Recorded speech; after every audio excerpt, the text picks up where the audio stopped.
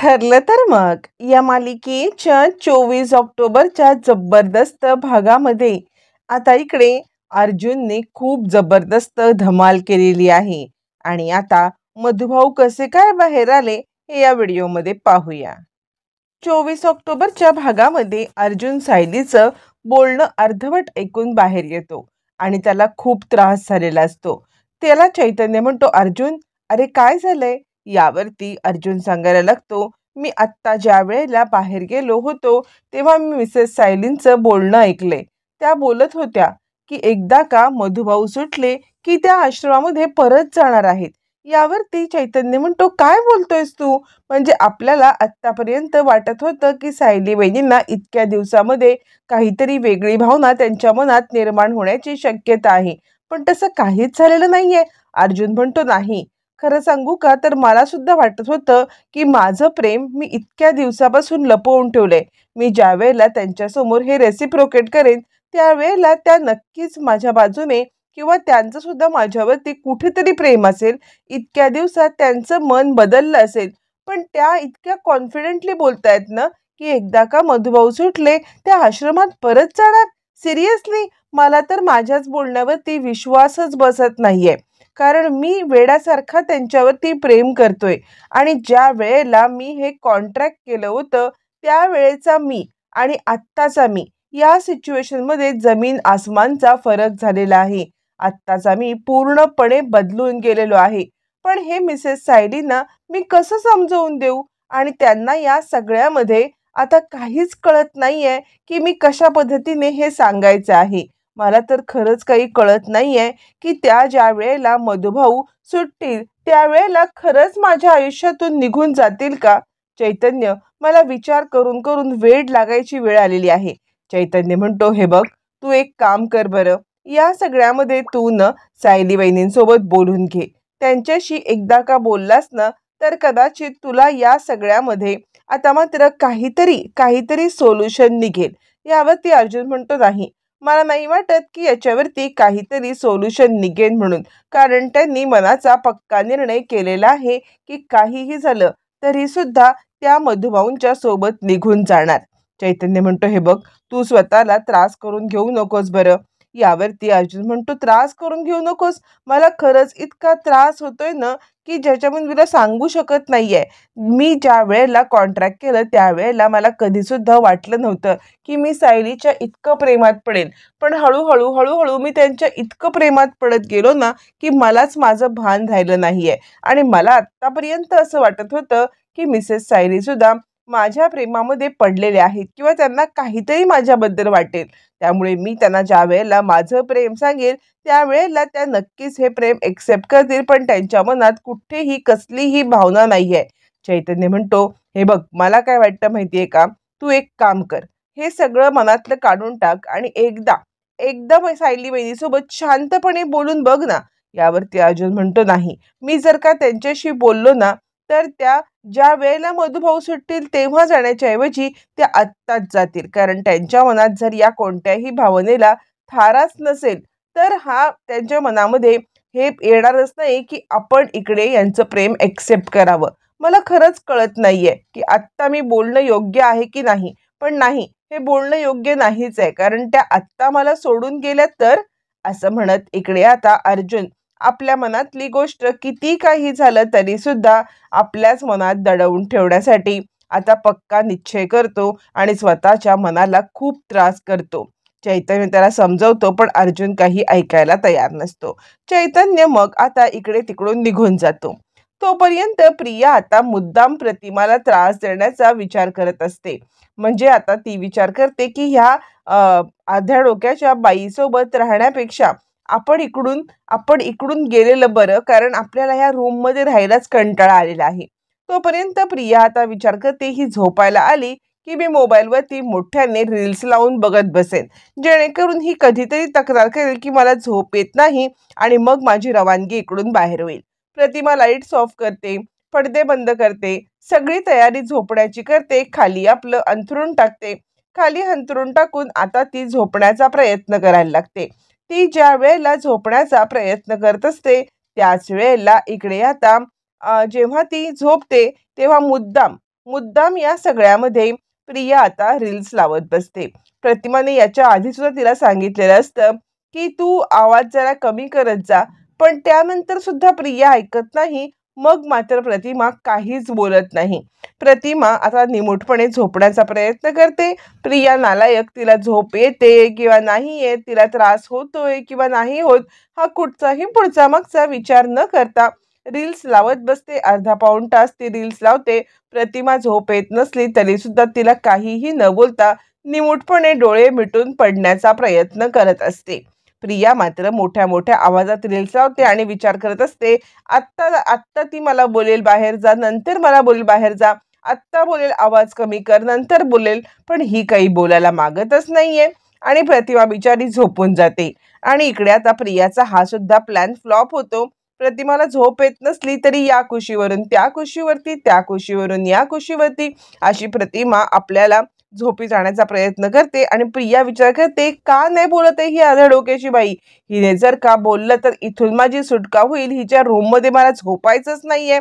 असा विचार करत प्रिया आता तिच्या बोलण्याची वाट पाहत असते. तोपर्यंत इकडे आपल्याला एक वेगळा सीन पाहायला मिळतो. इकडे आता सुभेदारांच्या अंगणामध्ये आता इकडे खरं तर मधुभाऊंची सुटका होऊन मधुभाऊ आलेले असतात. मधुभाऊ आलेले आहेत, सोबत कुसुम सुद्धा आहे. आणि सायली येऊन मधुभाऊंना गच्च मिठी मारते. मधुभाऊ तुम्ही सुटलात, मधुभाऊ तुम्ही सुटलात. खरं सांगू का, मला इतका आनंद झालाय ना. खरं तर या सगळ्यामध्ये सत्याची जीत होते या गोष्टीचा मला पूर्णपणे विश्वास बसलेला आहे. कारण तुम्ही परत आलात. अनंत अडचणींनंतर अर्जुन सरांनी तुम्हाला सोडवले. अर्जुन आणि चैतन्य सुद्धा आता तिकडे येतात. आणि आता इकडे सायली आणि मधुभाऊ यांचं प्रेम बघून किंवा आपण या सगळ्यामध्ये मधुभाऊ आणि सायली या दोघांनाही एकत्र आणलं हे बघून अर्जुनला खूप खूप खूप आनंद झालेला असतो. आणि त्याच वेळेला सायली सांगते, खरं सांगू का, ही आश्रमाची केस सुरू झाल्यापासून मला तर काहीच कळत नव्हतं की मी जे काही विचार करते ते बरोबर आहे का, मधुभाऊ माझे सुटतील का. पण अर्जुन सरांनी या सगळ्यामध्ये हिंमत केलेली आहे आणि तुम्हाला सोडवलेलं आहे. खरंच अर्जुन सरांनी खूप मोठी आपल्यासाठी मदत केलेली आहे. मधुभाऊ म्हणतात, हो खरंच साऊ बाळा, आता तू कोणत्याही प्रकारची काळजी करू नकोस. या सगळ्यामध्ये आपल्याला या सगळ्यामध्ये एकत्र आपल्या आश्रमात राहता येणार आहे. किती काही झालं तरी सत्याची जीत झालेली आहे. त्या महिपत शिकरेने आपल्याला कितीही हे करण्याचा प्रयत्न केला तरी सुद्धा आपण जिंकलेलो आहोत. यावरती सायली म्हणते, खरंच मधुभाऊ तुमची सुटका झाली, माझ्यासाठी आनंदाचा दुसरा कोणता क्षणच नाहीये. असं म्हणत सायली आणि मधुभाऊ हे दोघं जण बोलत असताना अर्जुन मात्र आपल्या मनामध्ये आता सायलीला कसं माझ्या मनातलं सांगू याच गोष्टीचा विचार करत असतो. त्याच वेळेला कुसुम म्हणते, चल सायली, आता आपण आपल्या घरी जायचं आहे. असं म्हणत ती सायलीला आपल्यासोबत घेऊन जाणार. मधुभाऊ सुद्धा म्हणतात, चल साऊ बाळा, आता आपण आपल्या घरी जायचं. असं ज्या वेळेला मधुभाऊ बोलायला लागतात त्यावेळेला सायली सुद्धा मधुभाऊंच्या सोबत जेव्हा जायला लागते तेव्हा मात्र अर्जुन हादरतो. आणि अर्जुन म्हणतो, सायली थांबा ना. असं म्हणत तो आता सायलीला चक्क थांबवतो. सायलीला थांबवल्यावरती अर्जुन तिच्या समोर येतो आणि म्हणतो, गेले कित्येक दिवस मला माझ्या मनातली गोष्ट तुम्हाला सांगायची आहे. म्हणजे आज सांगेन, उद्या सांगेन असं म्हणत बरेच दिवस गेले, पण माझ्या मनातली गोष्ट मी तुम्हाला काही सांगू शकलो नाही. पण आज ती वेळ आलेली आहे. म्हणजे जेव्हापासून आपलं कॉन्ट्रॅक्ट मॅरेज होतं ना, तेव्हापासून खरं तर माझ्या मनात ही गोष्ट नव्हती. पण त्यानंतर जसं जसं तुमच्या सहवासात मी वावरत गेलो, जसं जसं तुमच्यासोबत मी वेळ घालवत गेलो, त्याच वेळेला मला काही गोष्टी समजल्या. ते म्हणजे हळूहळू मी तुमच्या प्रेमात पडत चाललेलो आहे. माझं तुमच्यावरती कधी, कसं, कुठे प्रेम जमलं हे मला खरंच कळलं नाहीये. पण या सगळ्यामध्ये मी तुमच्यावरती नितांत प्रेम करतो आणि आता हे प्रेम कबूल करण्याची वेळ मात्र आलेली आहे. हे प्रेम मला काहीही करून कबूल करायलाच हवे. असं म्हणत अर्जुन आता गुडघ्यावरती बसतो आणि तो सांगतो, तुम्ही सायली मधुकर यापासून कायमच्या हक्काच्या सायली अर्जुन सुभेदार बनण्यासाठी तयार आहात का. असं म्हणत अर्जुन आता गुडघ्यावरती बसून सायलीला अंगठी देत असतो आणि आता सायलीच्या उत्तराची अपेक्षा करत असतो. आत्तापर्यंत नॉर्मल असलेली सायली अचानकपणे चिडते आणि चिडलेल्या सायलीला पाहिल्यावरती अर्जुन जरासा हादरतो. त्यावरती मग मात्र आता इकडे सायली म्हणते, तुम्ही आपल्या कॉन्ट्रॅक्ट मॅरेजचे नियम मोडलेले आहेत. आपल्या कॉन्ट्रॅक्ट मॅरेजमध्ये काय होतं की जोपर्यंत मधुभाऊ सुटत नाही तोपर्यंत आपण या सगळ्यामध्ये फक्त एक मित्र बनून राहणार आहोत. म्हणजे खरं तर आपण आधी मित्र पण नव्हतो, पण मी तुम्हाला तो मित्राचा दर्जा दिला होता आणि या सगळ्यामध्ये आपण मित्र बनून राहायचं असं आपलं फायनली ठरलं होतं. मग त्यानंतर तुम्ही तुमच्या मर्यादा कशा काय क्रॉस करू शकता? या सगळ्यामध्ये तुम्ही एक मित्र म्हणून बनून राहायच्या ऐवजी आज जे काही वागलात ना ते मला अजिबात पटलेलं नाहीये. म्हणजे इतके दिवस आपण जे काही सोबत आहोत या सगळ्यामध्ये तुमच्या मनात या भावना होत्या आणि तुम्ही माझ्याकडे या भावनेने बघत होतात, हे मला बिलकुल सहन होत नाहीये. तुम्ही तुमचं कॉन्ट्रॅक्ट मोडलंय आणि तुम्ही माझ्यासोबत प्रेमाचं हे जे काही बोलताय ना, हे सगळं आपल्या कॉन्ट्रॅक्टच्या विरोधात आहे आणि त्यामुळे आता मी इथे एक क्षण थांबू शकत नाहीये. कारण तुम्ही कॉन्ट्रॅक्ट मोडून माझ्यासोबत खूप मोठा धोका केलेला आहे. कारण ज्या वेळेला आपण कॉन्ट्रॅक्ट केलं त्याच वेळेला आपण ठरवलं होतं की कितीही काहीही झालं तरी सुद्धा एकमेकांच्या बद्दल मनामध्ये कोणतीही भावना ठेवायची नाही. पण तुम्ही काय केलं? तुम्ही नियम मोडलात. माझ्याबद्दल मनामध्ये अशी भावना ठेवून तुम्ही माझ्यासोबत राहत होतात. म्हणजे मैत्रीच्या ऐवजी मनामध्ये हे सगळं ठेवलत ना, त्यामुळे आता तुम्ही माझा विश्वासघात केलाय. आता मी एक क्षण सुद्धा इथे राहणार नाही आणि आपण आता याच्यापुढे मित्र सुद्धा असणार नाही आहोत. असं म्हणत चिडलेली सायली आता या सगळ्यामध्ये अर्जुनला फटकारते आणि तिकडून निघून जाते. मधुभाऊ चला, कुसुमताई चला, आता मला इथे अजिबात थांबायचं नाही असं म्हणत रागारागात सायली आता तिकडून निघून जात असते. आणि आता त्याच वेळेला कुसुम रिक्षा थांब असं थांबवते. अर्जुन सायलीला सांगण्याचा प्रयत्न करतो, सायली थांबा, सायली थांबा, पण सायली कोणत्याही प्रकारे थांबायला काही तयार नसते. अर्जुनला कोणतेही उत्तर न देता सायली निघून जाते. आता हे सगळं अर्जुनचं स्वप्न असतं. सकाळी अर्जुन स्वप्नातनं धाडकन जागा होतो आणि किती घाणेरडं स्वप्न बघितलं. मिसेस सायली गेल्या तर नाही ना असं म्हणत तो आजूबाजूला पाहायला लागतो तर सायली बाजूला झोपलेली असते आणि अर्जुन विचार करतो किती काही झालं तरी मी तुम्हाला या सगळ्यामध्ये अजिबात घरी जाऊ देणार नाहीये. मी तुम्हाला इथून बाहेर जाऊ देणारच नाहीये. नशीब हे स्वप्न होतं. तुम्ही माझ्या आयुष्यातून निघून जाणं हे सगळं मला सहन होण्यासारखंच नाहीये सायली असं म्हणत अर्जुन आता ते स्वप्न असल्यामुळे स्वतःच्याच नशिबाला आभार मानत असतो आणि हे स्वप्न कधीही सत्यामध्ये उतरू नये म्हणून देवाकडे प्रार्थना करत असतो आणि पुन्हा एकदा झोपी जाण्याचा प्रयत्न करत असतो. इकडे आता डायनिंग टेबलवरती सुमनने सगळं नाश्ता मांडलेला असतो आणि आता ती सांगत असते, प्रतिमा वहिनी, अहो आज तुमच्या आवडीची इडली सांबार केलेला आहे आणि सांबारमध्ये तुम्हाला आवडतं ना शेवग्याच्या शेंगा टाकून, तशा शेवग्याच्या शेंगा टाकून सांबार सुद्धा केलेला आहे. यावरती प्रतिभा म्हणते, तुम्ही माझ्यासाठी इतकं कशाला करायचं? सुमन म्हणते, अहो तुम्ही मला आहो जाऊ करू नका बरं, कारण तुम्ही माझ्यापेक्षा मोठे आहात.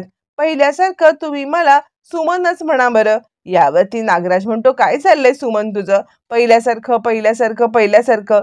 प्रतिभा वहिनींना त्रास होईल असं काही तू बोलू नकोस किंवा त्रास होईल अशा काही जुन्या आठवणी काढू नकोस. तुला समजतंय का?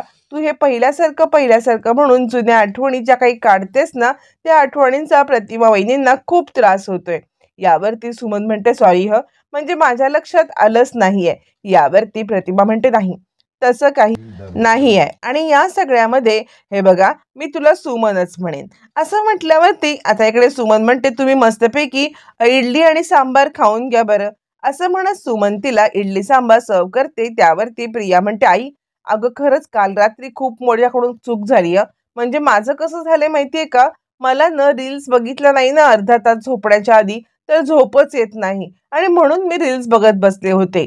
पण या सगळ्यामध्ये तुला त्रास होतोय ना, मला काय वाटतं माहितीये का, आजपासून मी काय करेन, मी या सगळ्यामध्ये आजपासून माझ्या रूममध्ये झोपायला जाते. म्हणजे कसं होतं, मला रील्स बघायला लागतात आणि तुझी या सगळ्यामध्ये झोपमोड होते ना, त्यामुळे मला असं वाटतंय की मी जर का माझ्या रूममध्ये झोपायला गेले ना तर तुझी नीट झोप होईल. काय वाटते तुला? असं म्हणत प्रिया बरोबर आपला जो हेतू आहे तो साध्य करण्यासाठी प्रतिमालाच या सगळ्यामध्ये टार्गेट करून तिच्याच तोंडून वदवून घेते की हो बाळा मला झोप येत नाहीये तर तू तुझ्या रूममध्ये जा. पण प्रतिमा तिला म्हणते, नाही ग असं काही नाहीये. तू तुझ्या रूममध्ये झोपायला जाण्याची काही गरज नाहीये.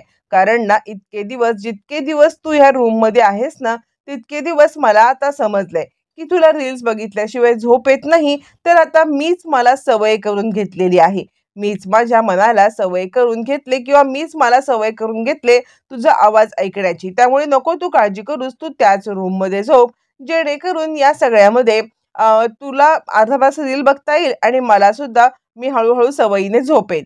त्यावरती नागराजला हसू आवरतच नसतं आणि तो म्हणतो, बघितलंस बघितलंस, हे असतं आईचं प्रेम. म्हणजे मुलांच्या कितीही चुका असल्या तरी सुद्धा आई त्याच्यावरती पांघरूण घालते आणि त्या चुकांचा आपल्याला कितीही त्रास होत असला तरी आई या सगळ्यामध्ये कधीच बोलत नाही. आपल्या मुलांना सावरून घेण्यासाठी आई स्वतःला जे काही करता येईल ना ते सगळं करते.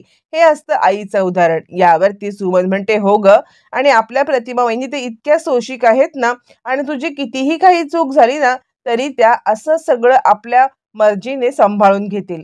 असं म्हणत इकडे आता सुमन आणि नागराज इकडे कौतुक करत असतात. त्यावेळेलाच सुमन म्हणते, एक काम कर ना तन्वी, मला असं वाटतं तू दुपारची पण जी डुलकी काढतेस ना ती पण तुझ्या रूम मध्ये काढत जाऊ नकोस. ती सुद्धा डुलकी तू तुझ्या आईच्या रूम मध्ये काढ. कारण कसं आहे ना, तुला तुझ्या आईचा जितका सहवास लाभेल ना तितका सहवास तुझ्यासाठी चांगला आहे आणि त्यामुळे दुपारची डुलकी सुद्धा तू आता त्याच रूम मध्ये काढ.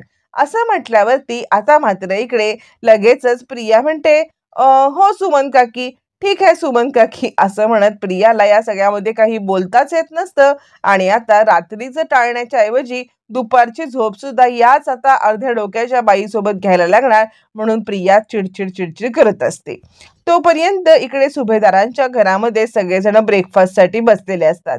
त्यावेळेला प्रताप आता अश्विनला काहीतरी कामासंदर्भात विचारत असतो. अश्विन सांगतो, हो डॅडा, तुमच्या फार्मास्युटिकल कंपनीमधून जी औषध आहेत ना त्या औषधांची, म्हणजे माझ्या क्लिनिकसाठी जी ऑर्डर आहे ती मी दिलेली आहे. त्यावरती कल्पना चिडते, आणि काय चाललंय तुमचं? माझा नियम आहे ना की ब्रेकफास्टच्या टेबलवरती कुणीही कामाबद्दल काहीही बोलणार नाही तर नाही बोलणार. या सगळ्यामध्ये ब्रेकफास्ट टेबलवरती फक्त खायचं असतं. असं म्हणत असताना सायली तिकडे येते आणि सायली मार्केटमध्ये काहीतरी भाज्या आणण्यासाठी चाललेली असते. निघताना ती कल्पना म्हणते, आई मी येते बरं का. असं म्हणत सायली आता मार्केटमध्ये जाणार तितक्यात वरतून अर्जुन येतो. सकाळी बघितलेल्या स्वप्नामुळे अर्जुन ऑलरेडी घाबरलेला असतो आणि सायली थांबा, तुम्ही असं बाहेर जाऊ शकत नाही. असं कुणालाही काहीही न सांगता तुम्ही चाललात तरी कुठे? यावरती सायली म्हणते, सर ऐका ना. अर्जुन म्हणतो, नाही नाही, मी तुम्हाला कुठेही जाऊ देणार नाहीये. सायली म्हणते, सर अहो ऐका तरी. पण अर्जुन काही ऐकायला तयार नसतो. फक्त इतकंच बोलत असतो, मी तुम्हाला जाऊ देणार नाही, मी तुम्हाला जाऊ देणार नाही. त्यावरती सायली म्हणते, सर मी फक्त अर्ध्या तासासाठी बाहेर चाललेली आहे. विमलताईंची तब्येत बरी नाहीये ना. विमलताईंची तब्येत बरी नसल्यामुळे मी भाजी आणण्यासाठी चालले, बास, बाकी काहीच नाहीये. यावरती अर्जुन गडबडतो. त्यावेळेला पूर्णाजी म्हणते, काय रे अर्जुन, तुझं काय चाललंय? म्हणजे या सगळ्यामध्ये तुला तुझ्या बायकोसोबत काही बोलायचं आहे का? म्हणजे काही प्रायव्हेट वगैरे? तसं असेल तर तसं सांग, जेणेकरून आम्ही सगळेजण आत जातो. चला रे चला. असं म्हणत सगळेजण आता आपापल्या प्लेट उचलून आत जाणार. अर्जुन म्हणतो, काय चाललंय तुमचं? असं काहीही नाहीये. पूर्णाजी म्हणते, मग काय, आता तू तुझ्या बायकोला थांबवलंस, मला काहीतरी बोलायचंय असं म्हटलंस, मग तुला बोलायचंय तरी काय? बोल तरी. प्रायव्हेट काही बोलायचं असेल तर आम्ही जातो आणि नॉर्मल काही बोलायचं असेल तर इथेच आमच्या समोर बोल. काय रे अर्जुन, इतका का भांबवलायस? यावरती अर्जुन म्हणतो, काही नाही, बस चैतन्य आणि अश्विन बसा. तुमच्या प्लेट घेऊन चाललात कुठे? लगेच झालं. पूर्णाजी बोलली की चालले. काही कुठे जायची गरज नाहीये, बसा तुम्ही इथे. मी फक्त सायलीला इतकं सांगत होतो की तुम्ही चालला आहात ना तर लवकर या. यावरती सायली म्हणते, सर लवकर या म्हणजे काय? अर्ध्या तासाचं काम आहे, पटकन भाजी घेऊन मी येणार आहे. इतकी का तुम्ही चिंता करताय? यावरती अर्जुन म्हणतो, नाही, त्याचं कसं आहे, भर दुपारचं ऊन आहे ना, आणि हे दुपारचं उन्हाचा त्रास होतो ना, आणि म्हणून मी तुम्हाला सांगतोय की तुम्ही लवकर या. यावरती अस्मिता म्हणते, हो हो, आम्ही तर काही उन्हात बाहेर जातच नाही ना. तुझी एकटी बायकोच फक्त उन्हात जाते. अशी इतकी तुझी नाजूक बायको का? यावरती अस्मिताला सगळेजण ओरडतात, आणि काय चाललंय तुझं अस्मिता? तो त्याच्या बायकोची जर का काळजी घेत असेल तर तुला काय करायचंय? असं म्हणत इकडे कल्पना अस्मिताला ओरडते, प्रताप अस्मिताला ओरडतो आणि बाकी सगळेजण थट्टा मस्करी अर्जुनची करत असतात आणि अर्जुन आता इकडे गडबडतो. त्यावरती मग मात्र आता इकडे अर्जुनला पूर्णाजी म्हणते, बरोबर आहे, त्याला त्याच्या बायकोची काळजी घ्यायला पाहिजे ना. म्हणजे कसं आहे, या सगळ्यामध्ये ऑफिस वगैरे काय होतच राहतं. त्यावरती आता इकडे चैतन्य म्हणतो, "चला ऑफिसला जायचंय ना?" अर्जुन म्हणतो, "एक काम करा, तुम्ही माझ्या कारमध्ये बसा, मी तुम्हाला भाजी मंडईत सोडतो आणि ऑफिसला जातो." चैतन्य म्हणतो, "अरे असं काय करतोस अर्जुन? आपलं ऑफिस एका बाजूला आणि दुसऱ्या बाजूला मंडई आहे आणि आपल्याला आज महत्त्वाची मीटिंग आहे. त्यामुळे आपल्याला कसं काय सायली वहिनीला सोडता येईल?" यावरती आता इकडे पूर्णाजी म्हणते, "चैतन्य, तू गप्प बस रे. ऑफिसची कामं काय होतच राहतील. ऑफिसची कामं होतील, पण त्याचा रोमान्स महत्त्वाचा ना." असं म्हणत पूर्णाजी सुद्धा सगळ्यांच्या थट्टा मस्करीमध्ये सामील होते आणि अर्जुनची थट्टा मस्करी करायला लागते. अर्जुनला कळतं की आपण हे सगळं काहीतरी बोलून खूप मोठी आता गडबड केलेली आहे. त्यामुळे अर्जुन आता काहीच बोलत नाही आणि सायली सुद्धा अर्जुनच्या ह्या वागण्याचा तिला काही अर्थच कळत नाही आणि ती निघून जाते. अर्जुन विचार करतो, हे जरा जास्तच झालं का? म्हणजे मी सायलींसमोर हे असं वागलो, त्यांना जर का संशय आला तर आणि आत्ताच त्या घर सोडून निघून गेल्या तर? अर्जुनच्या मनात ही भीती कायमच असते. तोपर्यंत चैतन्य म्हणतो, "चल अर्जुन, आपल्याला महत्त्वाची मीटिंग आहे." सायली मंडईमध्ये निघून गेलेली असते आणि अर्जुन आणि चैतन्य हे ऑफिसमध्ये जातात.